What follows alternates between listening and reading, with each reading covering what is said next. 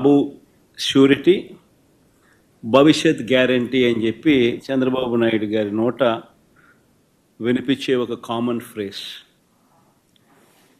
9 నెలల తర్వాత పరిస్థితి ఏమిటి అని అంటే బాబు ష్యూరిటీ, మోసం గ్యారంటీ. ఇది ఈ 9 నెలల కాలంలో ఇప్పుడు మనందరికీ కనిపిస్తూ ఉన్న ఫ్రేజ్.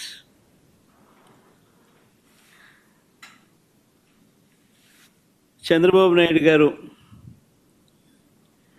ఎన్నికల వేళ చెప్పిన ప్రతి మాట, ఆ మేనిఫెస్టో అంటూ తాను రిలీజ్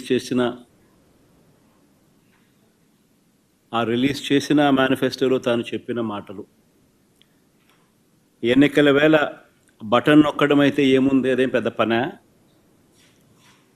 ముసలావిడ కూడా బటన్ నొక్కుతుంది అన్నాడు అప్పట్లో. నా చంద్రాయుడు ముసలావిడ కూడా కుర్చీలాక్ ముసలావిడ కూడా బటన్ నొక్కుతుంది, అదేమన్నా బటన్ నొక్కడం గొప్ప సంగతి అని చెప్పి అన్న సందర్భాలు మనం చాలా చూసాం.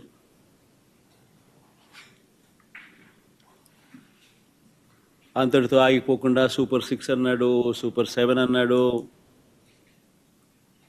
ఏకంగా మేనిఫెస్టోలో 143 ప్రామిసెస్, 143 హామీలను ఎన్నికల మేనిఫెస్టోలో తాను చేర్చాడు. ఇంటింటికి దాన్ని ప్రచారం చేశాడు.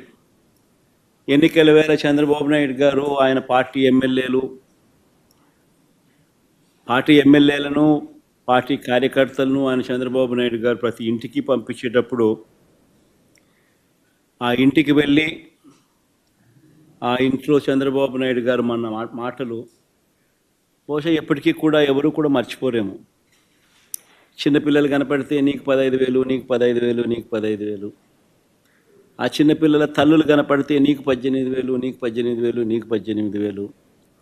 ఆ తల్లులు, ఆ పిన్నమ్మలు, ఆ తల్లుల అత్తలు, వాళ్ళ అమ్మమ్మలు, అంటే ఆ అమ్మలు, ఆ తల్లుల అత్తలు, వాళ్ళు కనపడితే మీకు 50,000 నిండాయి కదా, మీకు 48,000, నీకు 48,000, నీకు 48,000, నీకు 48,000. ఇంట్లో నుంచి 20 ఏళ్ళ పిల్లాడు బయటకు వస్తే నీకు 36,000, నీకు 36,000, నీకు 36,000. ఇంట్లో నుంచి రైతు కనిపిస్తే, కండువా వేసుకుని రైతు కనిపిస్తే నీకు 20,000, నీకు 20,000, నీకు 20,000. ఇది రొటీన్గా మనకు వినిపించిన మాటలు ఎన్నికలప్పుడు. ఈనాడు చూసినా, ఆంధ్రజ్యోతి చూసినా, TV5 చూసినా, వాళ్ళ ఇళ్ళట్లో నుంచి వచ్చే మాటలు విన్నా, ప్రతి ఇంట్లో రొటీన్గా కూడా ఇవన్నీ కూడా మనకు వినిపించే మాటలు. ఇవే కాకుండా ఈ హామీలన్నిటికీ గ్యారంటీ ఇదిగో బాండ్లు అని చెప్పించారు. బాండ్లు,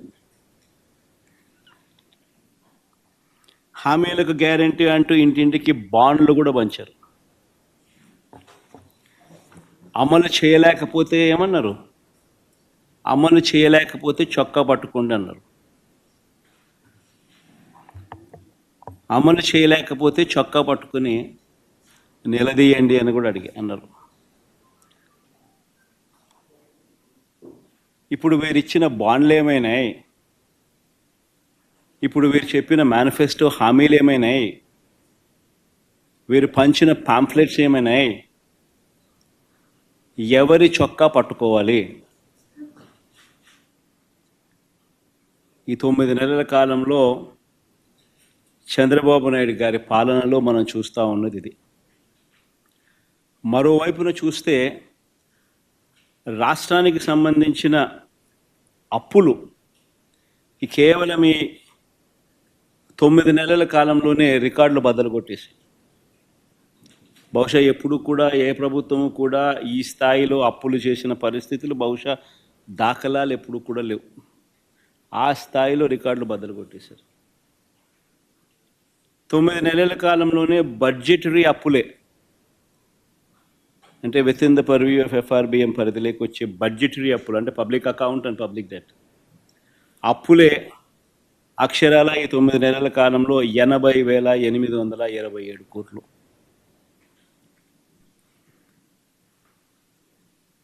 ఇవి కాక ఈ 9 నెలల్లోనే అమరావతి పేరు చెప్పి ఇప్పటికే తెచ్చిన అప్పులు, తేబోతున్న అప్పులు, ఈ రెండు మరో 52,000 కోట్లు. World bank and ADB, Asian development bank, world bank నుంచి 15,000 కోట్లు, కేఎఫ్డబ్ల్యూ జర్మనీ నుంచి 5,000 కోట్లు, హుడ్కో నుంచి 11,000 కోట్లు, సిఆర్డిఏ ఏకంగా కమిట్ అయిన అప్పులు, అంటే కమిట్ అయినారు, మరో 21,000 కోట్లు మేము రేస్ చేస్తామని చెప్పి. సో చేసిన అప్పులు, చేయబోతా ఉన్న అప్పులు, రాజధాని పేరు చెప్పి మరో 52,000 కోట్లు. ఇవి కాక మార్క్ఫెడ్, సివిల్ సప్లైస్ కార్పొరేషన్ల ద్వారా మరో 8,000 కోట్లు, ఏపీఎండిసి ద్వారా తేబోతున్న అప్పులు మరో 5,000 కోట్లు. అన్నీ కలిపితే ఏకంగా తీసుకొచ్చి నా అప్పులు, చేయబోతున్న అప్పులు ఏకంగా 1,45,000 కోట్ల పైమాటే. ఇది నిజంగా ఒక రికార్డు. ఇది ఇంకో రికార్డు.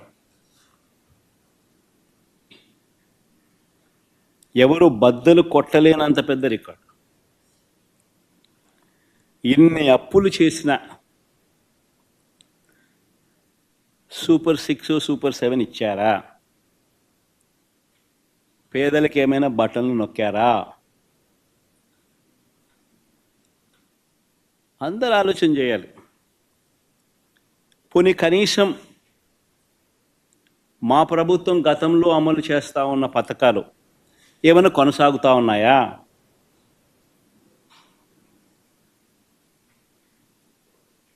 సూపర్ 6 లేదు, సూపర్ 7 లేదు.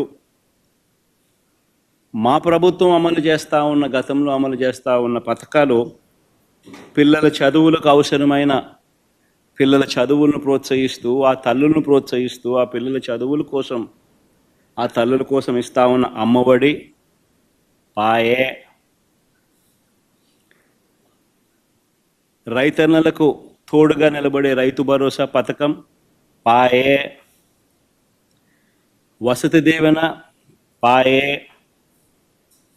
విద్యా దీవెన అరకొర, చేయూత లేదు, ఆసరా లేదు, 0 వడ్డీ ఆరోగ్యశ్రీ పూర్తిగా కూడా యగనామమే, వాహనమిత్ర, నేతన్న నేస్తం, మత్స్యకార భరోసా, కాపు నేస్తం, ఈబీసీ నేస్తం, చేదోడు, తోడు, లానేస్తం, అన్నీ గతంలో ఉన్న పథకాలన్నీ కూడా పాయే. పిల్లలకు ట్యాబులు ఇచ్చే కార్యక్రమం కూడా పాయే. మరి నేను అడుగుతా ఉన్నా, 1,45,000 కోట్ల రూపాయల అప్పులు చేసినవి, చేయబోతున్నవి ఎవరి జేబీలోకి పోతా ఉన్నాయి?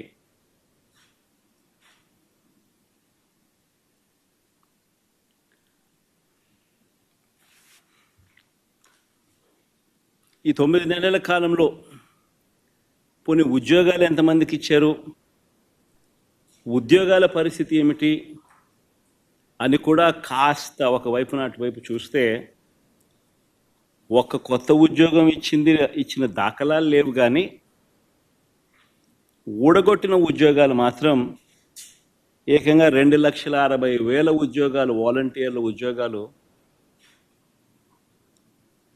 పూర్తిగా తీసేశాడు. 18,000 మంది బ్రేవరీస్ కార్పొరేషన్లో 18,000 మంది వాళ్ళ ఉద్యోగాలు పాయే. 2,60,000 మంది వాలంటీర్ల ఉద్యోగాలు పాయే. బ్రేవరీస్ కార్పొరేషన్లో మరో 18,000 ఉద్యోగాలు పాయే. ఫైబర్ నెట్, ఏపీఎండిసి, ఫీల్డ్ అసిస్టెంట్లు, వైద్య ఆరోగ్య శాఖ ఇలా ఆయా విభాగాలలో వేల సంఖ్యలో ఉద్యోగాలు పూర్తిగా తీసేశారు. ఇవన్నీ ఒక ఎత్తున గ్రామ వార్డు సచివాలయాలలో సైతం పనిచేస్తూ ఉన్న ఉద్యోగస్తులను కూడా వారిని కూడా సచివాలయాల నుంచి వాళ్ళందరినీ కూడా డిస్లొకేట్ చేసి గవర్నమెంట్ రంగంలో మిగతా డిపార్ట్మెంట్లలో ఎక్కడైనా వేకెన్సీస్ ఉంటే అక్కడ వాళ్ళని సరిదీసే కార్యక్రమం మొదలెట్టాడు. సో ఆ ఇచ్చే ఉద్యోగాలు కూడా పూర్తిగా కుదించే కార్యక్రమం. వాలంటీర్లను అయితే ఎలా మోసం చేశాడో మనం అంతా చూసాం. ఎన్నికలకు ముందు వాలంటీర్లకు 10,000 జీతం అన్నాడు. 10,000 బాయ, వాలంటీర్ ఉద్యోగం ఉన్నది బాయ. పోనీ ఉద్యోగస్తులనైనా అంత బాగా చూసుకున్నాడంటే వాళ్ళను మోసమే. ప్రభుత్వం వచ్చిన వెంటనే ఆయన మేనిఫెస్టో ఒకసారి చూస్తే ఆయన మేనిఫెస్టో ఆయన ఇచ్చిన 143 హామీలు